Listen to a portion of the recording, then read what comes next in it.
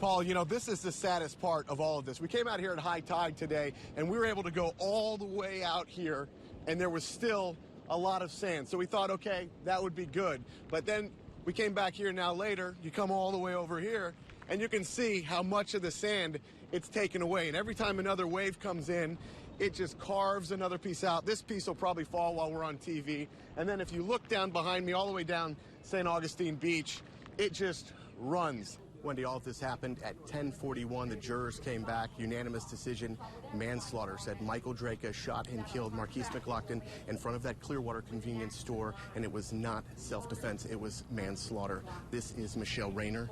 This is Marquise McLaughlin's family attorney. She is flanked behind her by Brittany Jacobs, and also Brittany Jacobs, his girlfriend, and also Michael McLaughlin, which is Marquise's father. They just walked out. They're talking right now. If we can go to that other camera and listen into them. My producer can pull that up and let me know. Once again, we are incredibly thankful and grateful.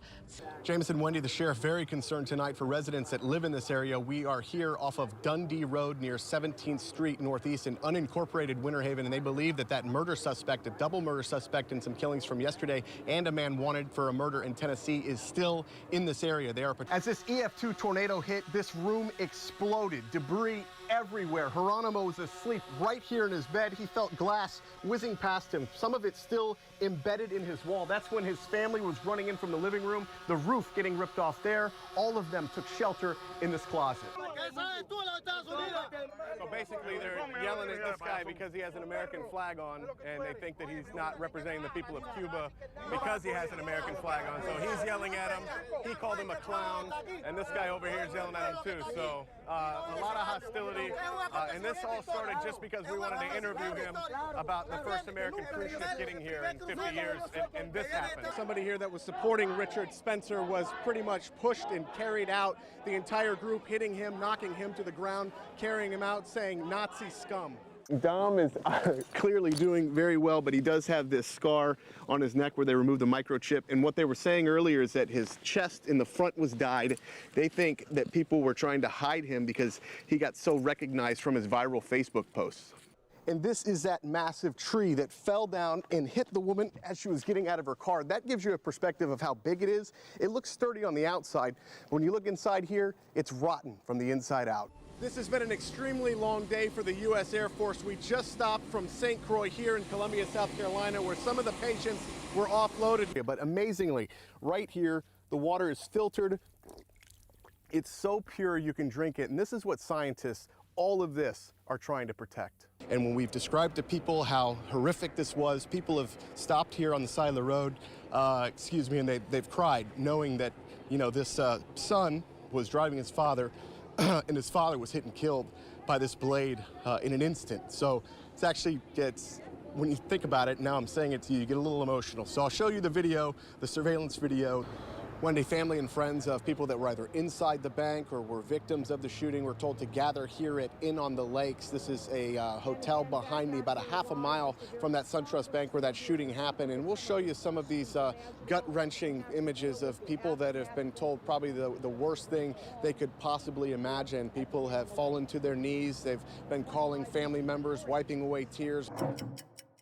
Florida is a massive state spanning 2 time zones, Eastern and Central Time. From Key West all the way to Pensacola is more than 800 miles. What is good beach time for some might not be for others. Something Pensacola Mayor Grover Robinson is uniquely aware of. We are a little concerned. FWC's been cruising this area for a while, and they've been literally just trying to talk to people about not playing in the floodwaters like the guy that was over there. They've also been going around and trying to talk to people about not taking their kids even on the boats because of the current. What the husband told us is that he works in IT and he works in like a security field, so he was actually familiar with this smoke alarm camera, and he said he saw it at the beginning when they first checked in because they were there just for a couple of hours, and he didn't think anything of it. And then his IT training kicked in, and he said, well, let me look at this. And literally that photo tells the entire story. It does. Him and his wife looked up and they saw that, and it captured that exact moment where they're like, okay, yeah, that's a camera above our bed. So he took it down and he found everything. It was Wi-Fi capable too. So the guy could have been, you know, broadcasting it live and watching it from another location. So this is a lab where if a patient's sick, they just send the patient's blood here. They're looking for the antibodies of Zika virus. Paluska just arriving on scene. Let's go straight to him with an update. Michael, what can you tell us? Wendy, a frantic scene out here. Parents are getting to the police line and then sprinting here to make sure their kids are okay. You can see the bus in front of me. That is where it lays on its side right now. Half of it submerged in water. The back door apparently popped open, and that is how more than 20 second graders, mother described to me, second graders were able to swim out to safety. People driving by stripped down out of their clothes, jumped in the water, and helped out as much as they could. There's some Hillsborough County deputies out here that are just walking around in white T-shirts, soaking wet because they jumped in as well. Just to give you some perspective of how close this came to homes, this one right here, right down the fire line, crews able to save it. This is one of the low-lying areas that people had to evacuate from, evacuation zone A and B. The Intracoastal is behind me to my right, and then you see this water that's been coming in. It's been like this for about 2 hours now. It snakes around this road, and it's probably about at your highest, about knee-deep. A lady just walked all the way back there, and she told us she was checking on her mom's house because it flooded during Hurricane Irma. Michael Paluska just spoke to Monica Hoffa's uncle, who was there as they were announcing this news. You know, Paul, they finally have a name tonight that Wendy just mentioned, but everyone here, including Monica Hoffa's uncle, Robert, who's talking to detectives right now, is talking about Monica. He wants people to remember her life. And Robert, this is live TV. I know we spoke to you a short time ago. Just real quick, how do you feel? I know you said your hands were shaking with this news. I'm still shaking. I'm just so overjoyed that the men and women of Tampa Bay and all over Florida have taken care of this and handled this appropriately. 51 days, then a tip at a McDonald's. You probably don't believe it at first, and then it finally comes together. It must be just unreal. Well, the whole roller coaster ride it's like Groundhog Day all over again, and we're just glad that the men and women of the Tampa Police Department had all the backing of the governor to get this taken care of, and we thank you as well. As like I said before, I want to thank the media as well for keeping this out here. And remembering the victims first, Monica, yes, Benjamin Mitchell, Anthony Naiboa, and Ronald Felton. Perspective is everything, and when you see it from Action Air Skyview, you realize the power and the magnitude of Irma was unbelievable. The storm brought nearly all the fury Mother Nature has to offer. Heavy rains, extreme winds, lightning, tornadoes, and worst of all, heartache. Using Action Air Skyview, we toured Naples Estates Mobile Home Park, where the storm ripped roofs and lives apart. Like Charles Pokalniks, he rode out the storm with his dog Caesar as his home fell apart around him. It is what it is. So Caesar and I survived, and what are you going to do next? What can you do next? I have no idea. I have no idea where we're going, where we're staying.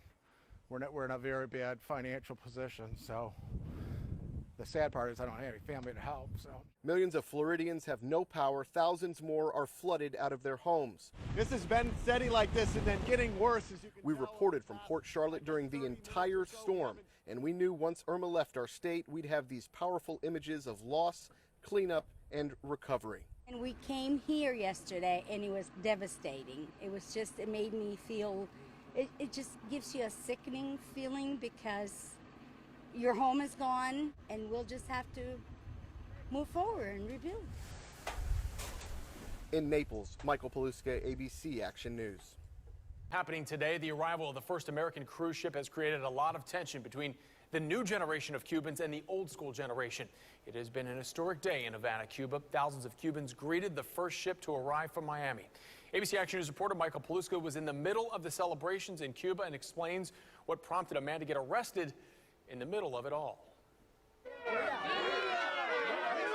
This is a reality for Cubans who spoke out against the government. A stark contrast to the cheers just down the street for hundreds of Americans getting off the first Carnival cruise ship in more than 50 years. They screamed, "We love America. Thank you for coming." Many hope this new relationship will bring them closer to family members they haven't seen in years. Mi hijo, my son, living in Miami. But for all the hope and celebration, Cuba is extremely poor. There's little work, and the reignited talks with America has younger Cubans like Daniel Llorene Miranda inspired. ¡Viva Cuba! El gobierno, quien lo dirige, los Castro y toda su comitiva, a los que no le tengo miedo. He says he has no fear of the Castros and he wants to lead a new revolution. When he talks about being ruled by a dictatorship, other Cubans listening to our interview attack him. So basically, they're yelling at this guy because he has an American flag on, and they think that he's not representing the people of Cuba because he has an American flag on. So he's yelling at him. He called him a clown, and this guy over here is yelling at him too. So a lot of hostility, and this all started just because we wanted to interview him about the first American cruise ship getting here in 50 years, and this happened. So this is exactly what he said happened. They don't know anything, or they don't want to know. They don't want to know, or the building of the revolution. Minutes after we interviewed Rene Alvarez, who was screaming at Miranda, the police arrived and arrested Miranda.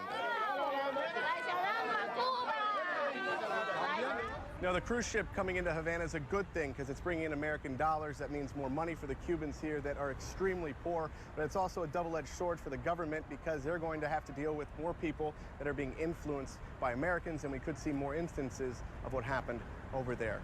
We're here in Havana tonight. Michael Paluska, ABC Action News. Michael Paluska joins us live at the fair with their incredible story. Michael? Wendy, a crazy day at the fair, a great day. Those deputies were just patrolling behind me. It's still packed here. When they heard the call on their radio, they jumped into action, and they actually saw the lady right here with her water breaking, and they helped her out along with a lot of other people. We tried to keep her calm. She kept saying, it's coming, it's coming. I didn't know she was literally giving birth. Surrounded by hundreds of people right here in the center of the midway between dozens of jumbo turkey legs and a wine tent, a pregnant mom had enough. But she was in pain. She wanted it over with. And so she was walking around, and then she just grabbed my chair, sat down. I said, please sit down. Then her water broke. We seen a bulk in the pants when we knew that was the baby. I wanted to make sure. I said, listen, that's your wife, that's your baby. And I pointed, that's your baby right there. He's coming out. I need you to take off her pants. At that point, I put on some gloves, and the baby came right on out. Veteran Hillsborough County deputies Henry Echenique and Roberto Ramirez kept the woman calm. Her husband and two small children stood by watching the baby girl arrive. An amazing experience to see that. Ramirez has 3 kids, but admits never watching his own wife give birth. My wife is going to kill me for this. When she finds out that I actually helped deliver another young lady's baby, she's going to be really upset with me.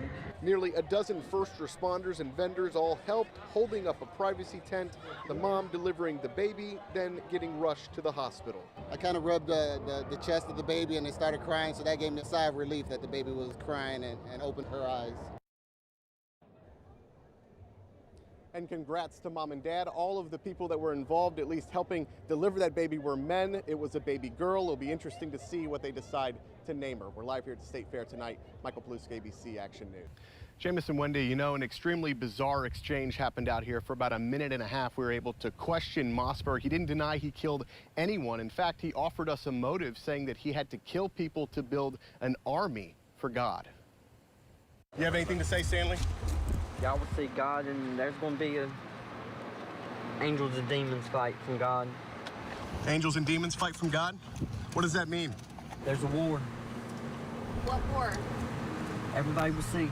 Stanley Mossberg says he killed 3 innocent people because he is a prophet. 1 man in Tennessee, 2 others inside this Winter Haven home. I'm doing what God tells me to do. Mossberg made these comments hours after Polk County deputies nearly knocked down a home in Winter Haven to arrest him. Sheriff Grady Judd says Mossberg fired at deputies throughout the night.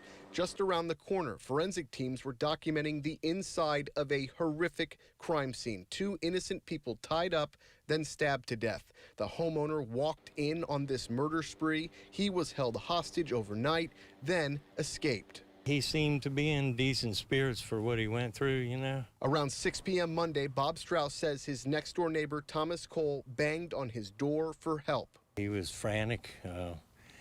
We didn't believe what he was telling us right off. Strauss and other neighbors now helping watch Cole's home, his animals, and trying to clean up. The terrors that happened inside this home, unimaginable. Can you just tell our viewers about the reality of what this man is coming home to? I can't even imagine it. I don't know if I'd be able to go in. At last check, that lone survivor was still at the hospital. Strauss asking the community to rally behind his neighbor of nearly 2 decades, a cancer survivor with a tough road ahead. GoFundMe, please help. He has no money. He has no car. He has no support. only his neighbors that are very supportive.